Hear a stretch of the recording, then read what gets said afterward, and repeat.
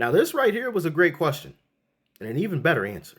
Why do you think that communists and socialists keep trying to implement these systems into countries even when they keep failing time and time again? Is it just because they want power, or they're actually seeking that perfect utopia, or what? C.S. Lewis says that it might actually be better to live under greedy robber barons than it is perpetual moral busybodies. He goes, the robber baron, the person that is motivated by greed or a lust for power, they may at some point have that desire satiated. He goes, but the person that torments you for your own good will do so without end because they do it with the approval of their own conscience. When I read Gramsci, when I read Herbert Marcuse, when I read Foucault, when I read Simone de Beauvoir, there seems to be a common trend, a disdain for God because God represents a power and authority outside of themselves, a disdain for objective reality because God makes objective reality possible. And then there's no objective morality. So if you're rebelling against reality itself and your goal is to be your own God, you can come up with 1,000 different ways to justify whatever you're doing, to include what you're doing to other people. And if they're the ones standing in the way of this great utopia that we're going to create because